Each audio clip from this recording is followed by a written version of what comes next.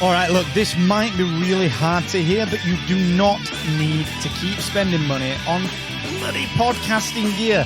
So many podcasters spend so much unnecessary money, all in the pursuit of what they believe to be a better result. Sadly, that is not the case, and that is what I'm going to tackle today here on the Podcast Accelerator, the thrice-weekly show that brings you podcast education, industry insights, and straight-talking reactions to podcasting news. I'm your host, Mark Asquith, that British podcast guy and CEO and co-founder here at Rebel Base Media, the podcast tech company that creates the Podcast Success Academy, podcast websites, Productivity, Rebel Base Studios, and Captivate.fm, the world's only growth-oriented podcast host where you can host and start multiple shows for one simple price and transfer an existing podcasting completely for free. So go ahead and start your 7-day free trial at Captivate.fm. Now today, I'm going to talk about why you don't need to spend any more money on podcasting gear. And this is coming from a self-professed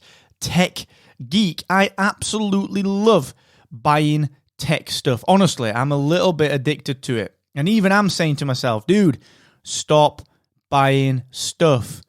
It barely touches the surface when it comes to making a difference. I'm going to talk about that in just one moment. But look, before I do that, just a quick heads up that AWeber, the wonderful team at AWeber, who I'm going to be continually shouting about from the rooftops because they just helped me to increase my conversions through our software service, Captivate, very, very recently. They're a wonderful team and they do so much to help podcasters. I'm speaking at their Beyond the Download virtual podcasting summit again this year, and they continue to help podcasters to grow and build relationships with their listeners. So if you don't have a relationship with your listeners, I urge you to get involved at markasquith.com/AWeber. Honestly, this drives me nuts. When something isn't working with your podcast, the last thing you should do is throw money at it and buy new gear. Let me demystify a few things about mics and podcasting gear right here today. And I honestly, I get this. You know, if you're a golfer, I like playing a little golf now and again. You think to yourself, if you're having a bad round, well, it must be something wrong with the clubs. Or if you perpetually hit something left, you think, well, my driver's broken or this is not the right club for me. You do the same with all sorts of things. You want to buy new stuff for your hobbies, for your professions. I get that, and I do the same. I honestly do the same. I've tried so many microphones. I've got a wonderful setup of the Heil PR40, the Rodecaster Pro right here. I've got what have I got? I can't think of the microphone. A Rode Procaster. I've got a Rode Podcaster. I've got two ATR 2100s. I've got the Blue Yeti. I've got the Blue Snowball. I've got some EV ND767As. I've got some Shure SM58s. I've got a Zoom H4, a Zoom H6. I've got a MacBook Pro that's got Audition and Audacity and GarageBand on it. I've got all of the gear that you could possibly imagine. And guess what? None of it makes a difference to whether or not my show downloads go up. Okay? Now, let me explain. It's very easy to buy new gear and think to yourself, I'm doing something really, really positive for my show, okay? When you're struggling to get your downloads up, you think that you'll hit a silver bullet. You think that you'll buy something.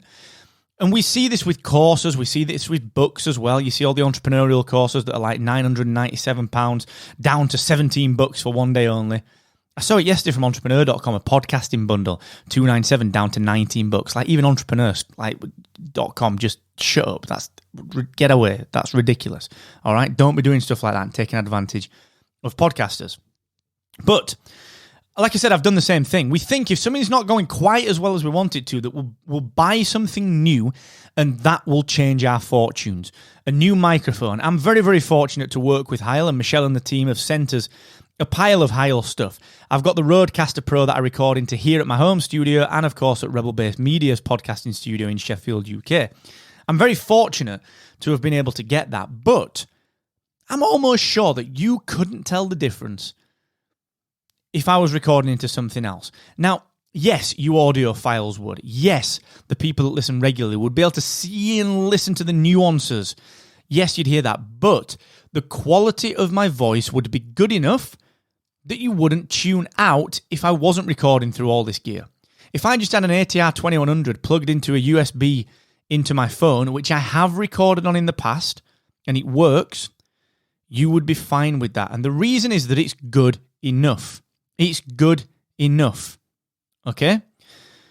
Your audio has to be good. It's proven, it's a fact, it's stated in the Edison research that audio matters. But as long as it's good enough, it doesn't have to be the finest, okay? You can tune that later. The reason that I'm saying this is that it's not to say don't buy new stuff, because like I said, I love buying new gear. I love experimenting with what's best for my voice. I love the Rodecaster Pro. It's genuinely some of the best kit that I've ever purchased. It really, truly is the best podcasting kit that I've ever purchased. But I didn't need it. I was fortunate enough to have got a business that warrants getting one, okay? I'm trying to stop you spending for the wrong reason. And the wrong reason is I need more downloads. I need to launch my show. More gear will help me. It will not.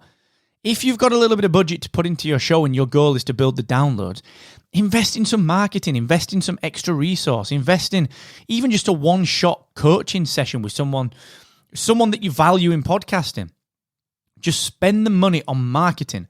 Spend the money on growth, not new gear. Not new gear. Like the golfer. I would much rather spend $100 on some lessons than I would a new driver. That is it. Because those lessons are going to help me. They're not just going to give me something that I implement once or that I get a nice little kind of boost of energy from, much like buying a new microphone or a Rodecaster Pro or some other new gear for your show. No.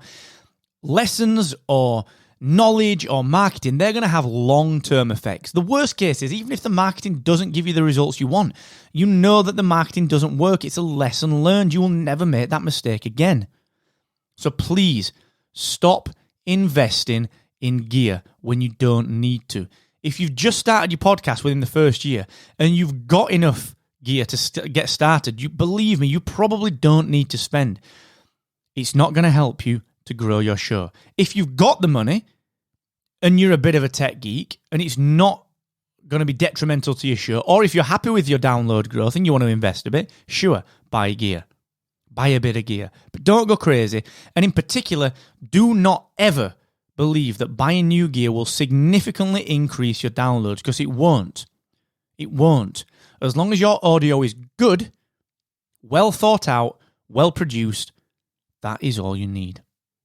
Take heed of that. And thank you so much for joining me here on the Podcast Accelerator. Remember to tell your podcasting friends that the show is available to listen to for free in any app that supports podcasts. And hey, look, if you want some information on how to grow your own podcast, if you want to get to that 100 downloads an episode, if you want to get to that 500 downloads an episode, go and check out rebelbasemedia.io/grow. Come and join our Podcast Rebellion community. It's free, and you're going to get some deep insights as well, all right? And until the next time, thank you so much. And never forget, the more you expect from yourself, the more you will excel.